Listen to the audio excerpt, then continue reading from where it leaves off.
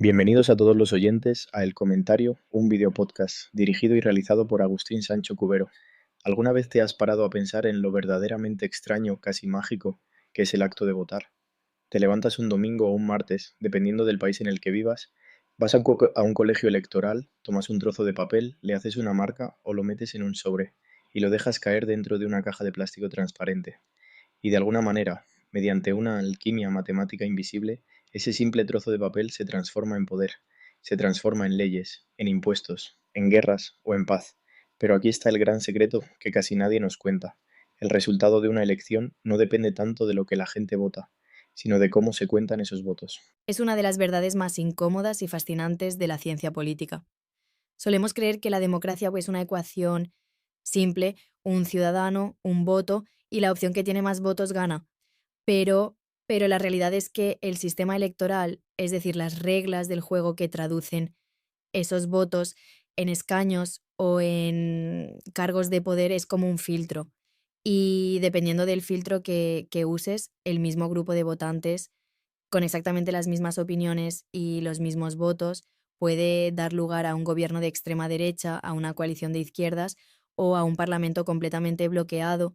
El sistema electoral es el arquitecto invisible de nuestra realidad política.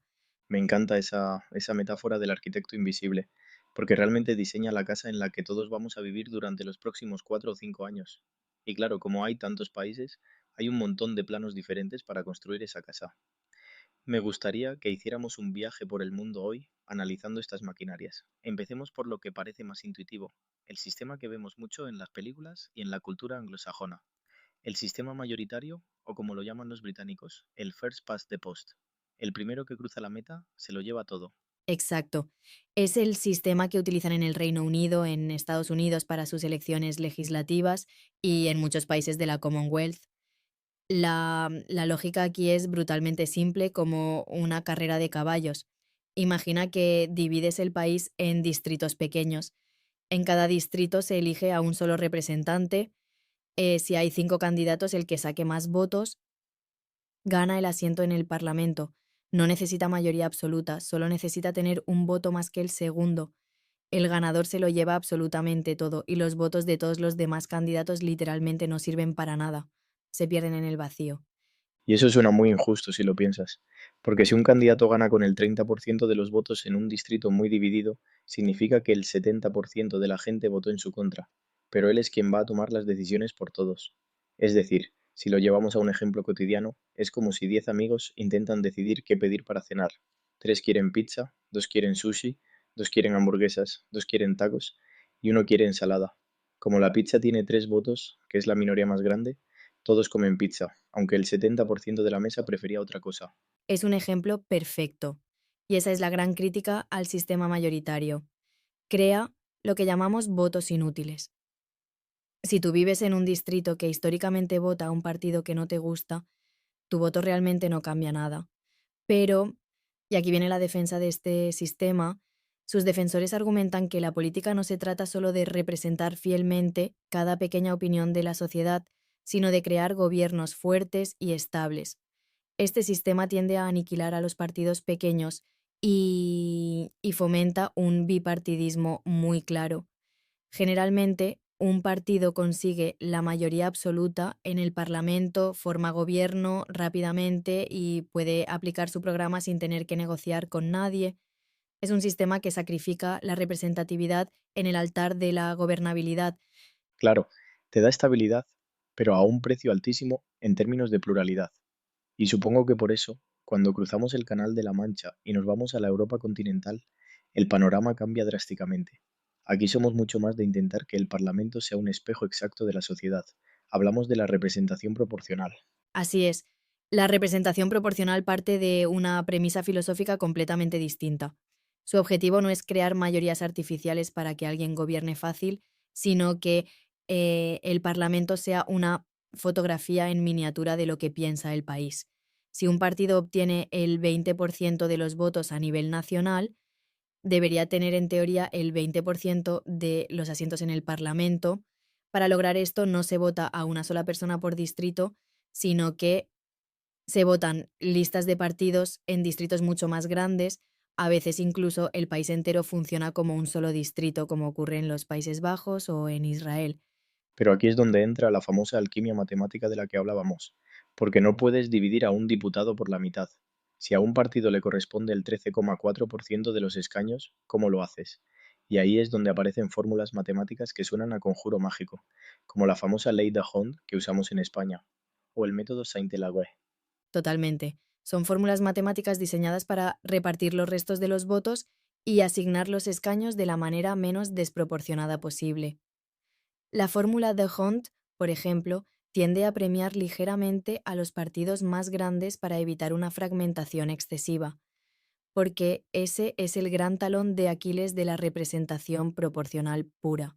Si es demasiado perfecta, terminas con 20 partidos en el Parlamento, incluyendo el Partido de los Amantes de los Gatos, con un escaño. Y luego, para formar gobierno, necesitas que 5 o 6 partidos con ideologías totalmente opuestas se pongan de acuerdo. Lo cual nos lleva a situaciones como las de Bélgica, que ha llegado a estar más de un año sin gobierno porque era matemáticamente imposible formar una coalición, o Italia, que cambia de primer ministro casi con la misma frecuencia con la que cambian las estaciones del año. Es fascinante cómo pasamos del problema del Reino Unido, donde un partido gobierna con poder absoluto teniendo solo el 35% del apoyo popular, al problema de Israel o Italia, donde la representatividad es tan alta que el país se vuelve ingobernable y los partidos muy pequeños, a veces extremistas, se convierten en los que tienen la llave del poder. Exactamente. Es el eterno dilema de la ciencia política, representatividad versus gobernabilidad. Es, es como una manta corta, si te tapas la cabeza te destapas los pies. No puedes tener un sistema que sea 100% representativo y a la vez 100% estable. Por eso pues, muchos países han intentado inventar sistemas que es más híbridos, buscando el punto de equilibrio perfecto. El caso más famoso es el de Alemania. El sistema alemán siempre me ha parecido una obra de ingeniería, casi como si hubieran diseñado un motor de coche aplicado a la política. Tengo entendido que allí la gente tiene dos votos en la misma papeleta, ¿verdad? Así es, y es brillante. En Alemania, cuando vas a votar, te dan una papeleta con 2 columnas. En la primera columna votas por una persona específica para que represente a tu distrito local, usando el sistema de el ganador se lo lleva todo, como en el Reino Unido. Esto asegura que cada territorio tenga un representante directo al que los ciudadanos puedan reclamar, pero en la segunda columna votas por un partido a nivel nacional. Este segundo voto es el verdaderamente importante porque determina el porcentaje total de escaños que ese partido tendrá en el Parlamento. Si un partido gana el 30% del segundo voto, el sistema hace cálculos y añade diputados de sus listas hasta asegurar que en total controlen exactamente el 30% del Parlamento. Es un sistema mixto proporcional que intenta darte lo mejor de ambos mundos, conexión local y justicia proporcional. Suena fantástico, la verdad. Aunque imagino que explicarle a la gente cómo funciona el recuento de escaños compensatorios debe ser un dolor de cabeza. Pero hablando de sistemas que requieren que el votante piense un poco más, no podemos dejar de lado uno de mis favoritos, que es el sistema que utilizan en Australia, el voto preferencial o voto único transferible. En lugar de poner una simple cruz al lado del que te gusta, tienes que ordenar a los candidatos. El sistema australiano te es una maravilla de la teoría de juegos. En lugar de elegir a un solo candidato, te dan la lista de todos los que se presentan y tú pones un número al lado de cada uno. El número 1 para tu favorito, el 2 para tu segunda opción, el 3 para la tercera, y así hasta el último al que le pones el número más alto porque es el que menos quieres que gane. Es como cuando haces una lista de qué ver en la televisión. Si no echan tu película favorita, pues te conformas con la segunda y si no, con el documental de animales. Exacto. Y a la hora de contar los votos, la magia ocurre así. Primero se cuentan todos los votos número 1. Si alguien tiene más del 50%, gana y se acabó. Pero si nadie llega a la mayoría absoluta, se elimina al candidato que quedó en último lugar. ¿Y qué pasa con los que votaron a ese candidato eliminado? Sus votos no se tiran a la basura, sino que se transfieren a la segunda opción que marcaron en su papeleta. Y este proceso de eliminar al último y repartir sus votos continúa hasta que alguien cruza la barrera del 50%.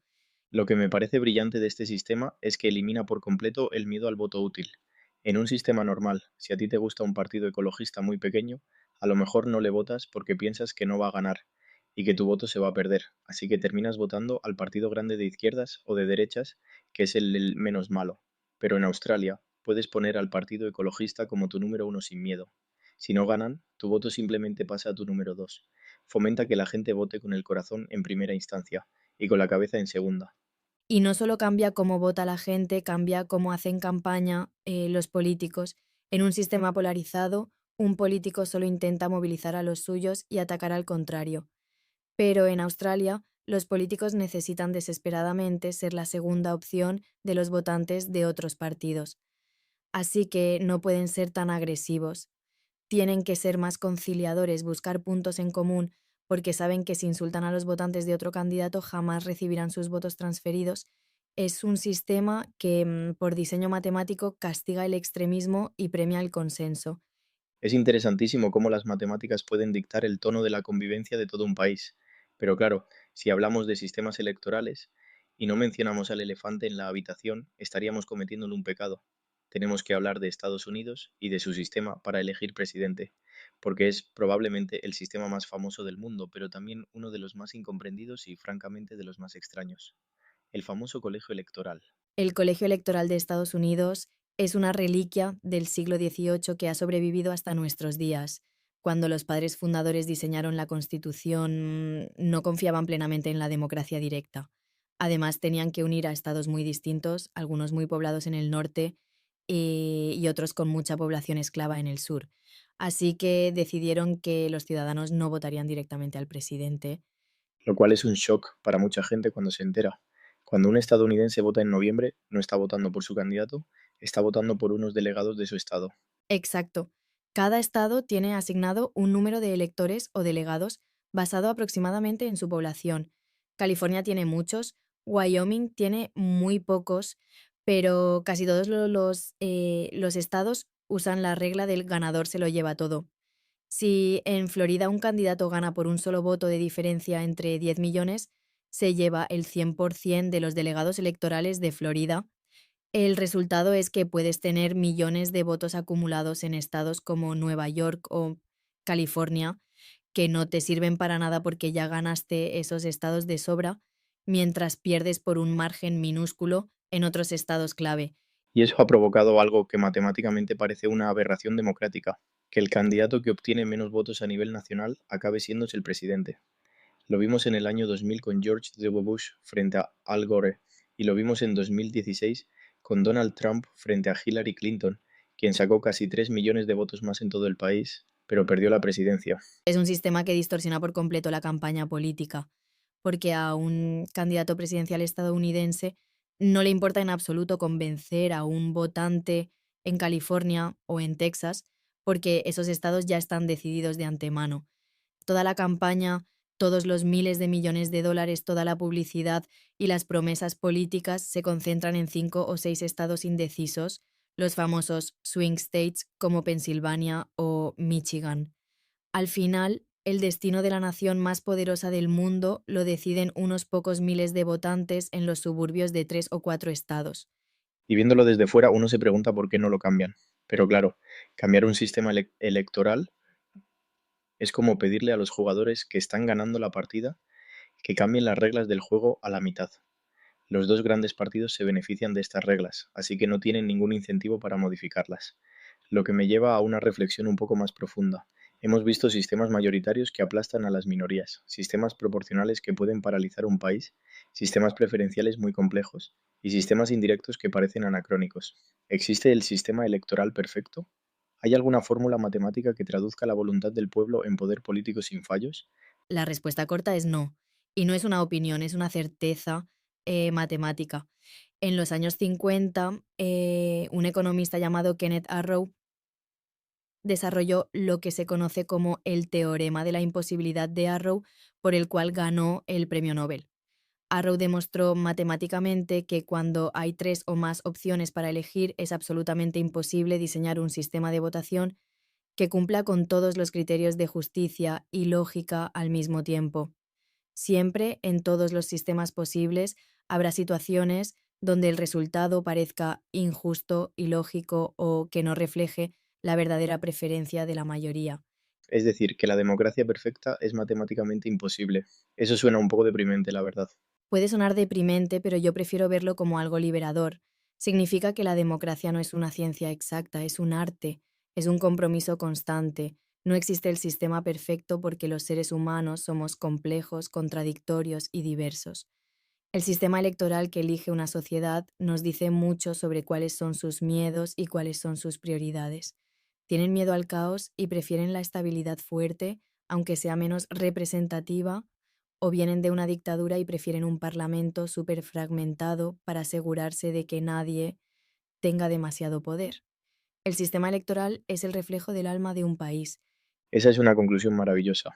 Nos hace entender que la política no es solo el ruido diario, los debates en televisión o los escándalos.